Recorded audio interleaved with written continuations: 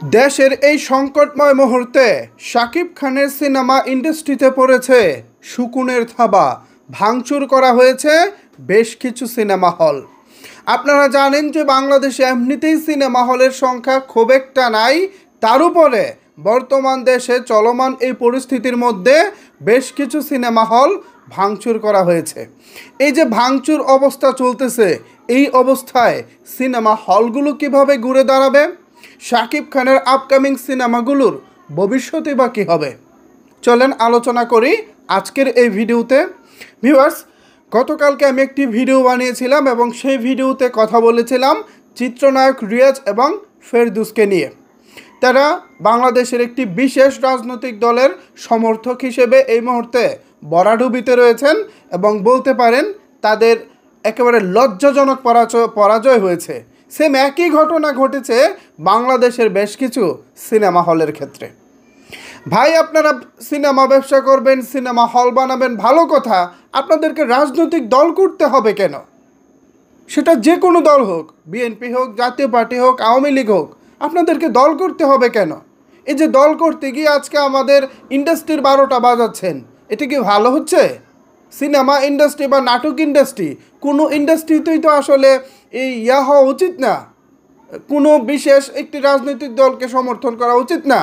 ঠিক আছে ভাই, আমার ব্যক্তিগত ভালো লাগা থাকতে পারে, সেটা আমি ভোট কেন্দ্রে গিয়ে না হয় আমার যাকে ভালো লাগে তাকে ভোটটা দিব, কিন্তু প্রকাশ্যে আমি একটি দলের হয়ে দালালি করব এবং সেই দালালিটা চাটাচাটির পর্যায়ে চলে যাবে এবং সেটা দিন শেষে দর্শকদের কাছে একটা ব্যাড ইফেক্ট হবে, সেটা তো হতে পারে না। রিয়াজ এবং ফেরদৌসের ব্যাপারটা দেখেন, মাশরাফি বিন মুর্তজা, সাকিব আল হাসানের ব্যাপারটা দেখেন, তাদেরকে পাবলিক এখন কিভাবে থুতু ফেলছে। তো এই যে তাদের উপর এখন থুতু ফেলতেছে, এটা কিন্তু তাদের ক্যারিয়ারের জন্য যেমন সবচেয়ে খারাপ দিক, ঠিক তেমনই করে তাদের যে মানুষ ভালোবাসতো সেই ভালোবাসার জায়গাটা থেকেও কিন্তু সবচেয়ে বাজে একটা উদাহরণ তারা তৈরি করেছেন। ঠিক এরকমই বেশ কিছু বাজে কাজ করে ফেলেছেন আমাদের যে সিনেমা হল মালিকরা রয়েছেন, বিশেষ করে যারা যে হলগুলো ভাঙচুর করা হয়েছে সেই সব মালিকদের ক্ষেত্রে বেশ কিছু অভিযোগ পাওয়া গেছে।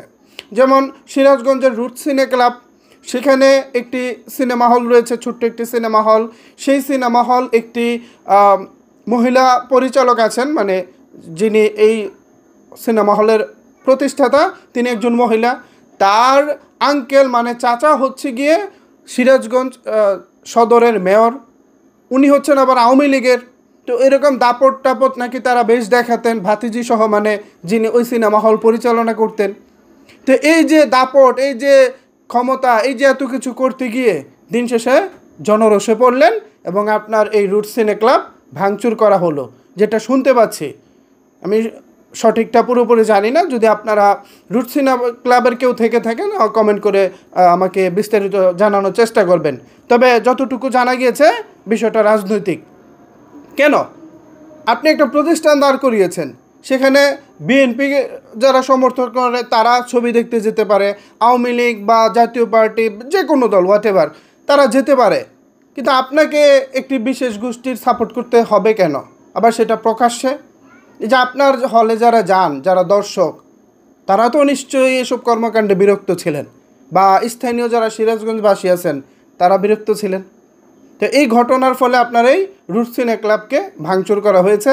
যতটুকু জানা গিয়েছে ভিউয়ার্স, আগামী 6 মাস ডিসেম্বরের 31 তারিখ পর্যন্ত রুট সিনে ক্লাবের কার্যক্রম বন্ধ থাকবে। তারপর দেশের সার্বিক পরিস্থিতির উপরে বিবেচনা করে পরবর্তীতে সিদ্ধান্ত নেওয়া হবে এই হলটি আবার কখনো চালু হবে কি না। এই গেল একটা। এরপর হচ্ছে রাজশাহীর স্টার সিনেপ্লেক্স। একটি সিনেপ্লেক্স বানাতে আপনারা জানেন মিনিমাম 15 থেকে 20 কোটি টাকা ছাড়া সিনেপ্লেক্স বানানো যায় না, বিশাল পরিমাণের একটা ইনভেস্টমেন্ট লাগে।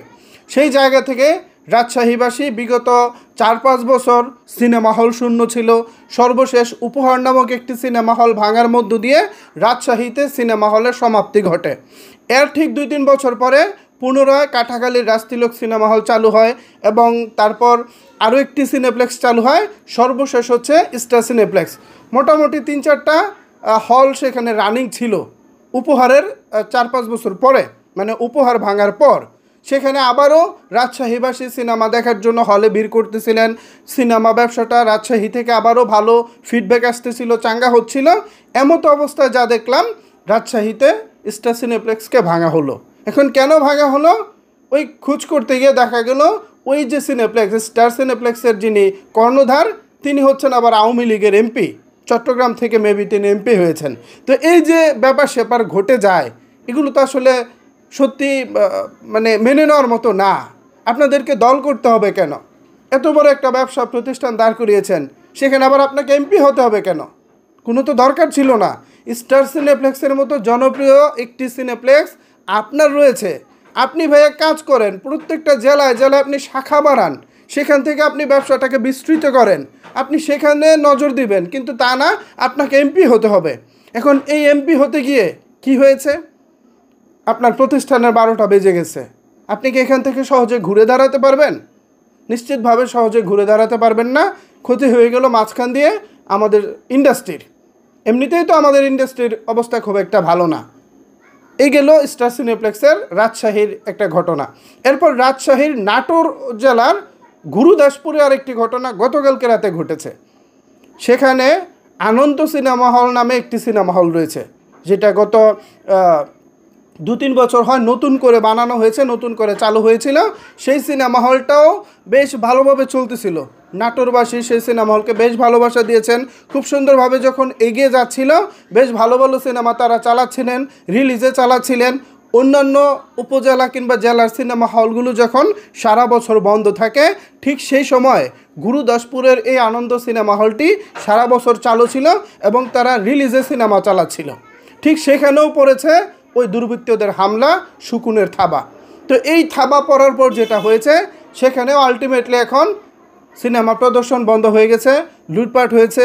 কম্পিউটার, সাউন্ড সিস্টেম থেকে শুরু করে প্রজেক্টর, ম্যাক্সিমাম ক্ষেত্রে হয়তো বা তাদের বড় ধরনের ক্ষয়ক্ষতি হয়েছে। সো সেই জায়গা থেকে এই যে ক্ষয়ক্ষতি হচ্ছে, এগুলো হচ্ছে জাস্ট কেন? ওই যে রাজনীতি করার কারণে। আমি মনে করি শুধু সিনেমা হল ব্যবসায়ী না, কারোরই, যারা ব্যবসায়িক প্রতিষ্ঠানে আছেন, কারোরই রাজনীতি করা উচিত না।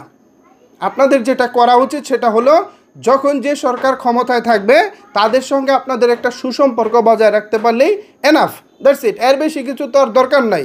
কিন্তু আপনাদের তাতে হয় না, আপনাদের ওই একদম পরোক্ষভাবে গিয়ে রাজনীতি করতে হয়। এখন এই রাজনীতি করতে গিয়ে আমাদের ইন্ডাস্ট্রির 12টা বেজে যাচ্ছে।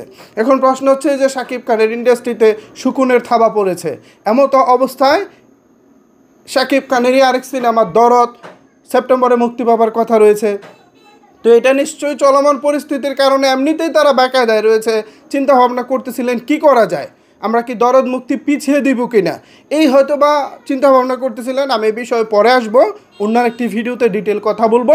বাট এই যে দেখেন, এখন এই যে হলগুলো ভাঙা হচ্ছে কিংবা দলীয় রাজনীতি করার কারণে এই যেমনটা হচ্ছে, এটা কিন্তু মোটেও কাম্য না। শুধু যে আওয়ামী লীগের আমলে কিংবা আওয়ামী লীগ করার কারণে তাদের হল ভাঙা হয়েছে, বিষয়টি সেরকম না। আগেও এরকম হয়েছে। মানে একটা সময় বিএনপির অনেক নেতাদের সিনেমা হল ছিল, আওয়ামী লীগ সরকার ক্ষমতায় আসার ফলে সেই সব সিনেমা হলকে বন্ধ করতে তারা বাধ্য হয়েছিলেন, ওই যে রাজনৈতিক কারণে। সেখানেও কিন্তু তারা বোকামি করেছিলেন। কেন ভাই রাজনীতি করবেন ভালো কথা, আবার ব্যবসা করবেন কেন? আর ব্যবসা করবেন ভালো কথা, রাজনীতি করবেন কেন?